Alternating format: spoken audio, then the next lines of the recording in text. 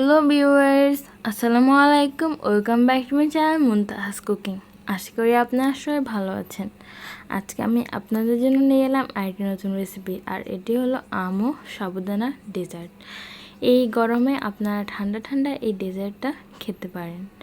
তাহলে চলুন দেখে নিই কীভাবে তৈরি করতে হয় এই মজাদার আম ও সাবুদানা ডেজার্টটি।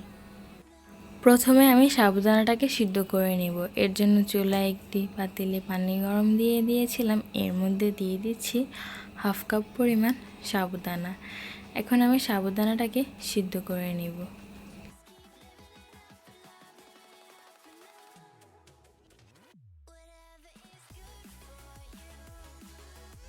যখন সাবুদানাটা দেখতে ঠিক এরকম হবে তখন আমরা এটাকে চুলা থেকে নামিয়ে নেব।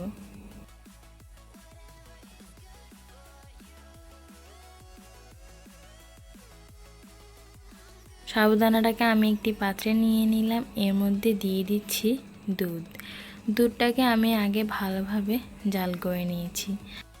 দুধ আর সাবুদানাটাকে আমি নেড়ে চেড়ে ভালোভাবে মিশিয়ে নিচ্ছি।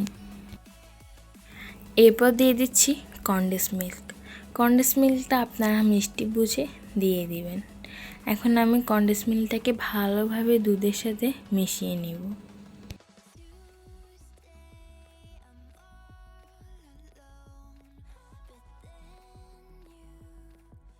কনডেন্স মিল্কটাকে ভালোভাবে মেশানো হয়ে গেলে আমি এর মধ্যে দিয়ে দিব আম। আমি আমটাকে ছোট ছোট করে কেটে নিয়েছি।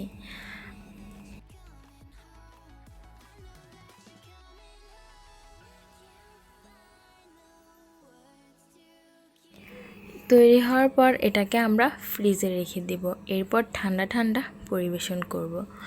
তাহলে দেখুন কত সহজেই তৈরি হয়ে গেল আম দিয়ে এই সাবুদানার ডেজার্টটি। এই আমের সিজনে কিন্তু এই ডেজার্টটি বাসায় যে কেউ আসলে আপনারা তৈরি করে দিতে পারেন। আর যদি আমার আজকের ভিডিওটি ভালো লেগে থাকে আর এমন নতুন নতুন ভিডিও পেতে আমার চ্যানেলটিকে সাবস্ক্রাইব করে অবশ্যই আমার পাশে থাকবেন।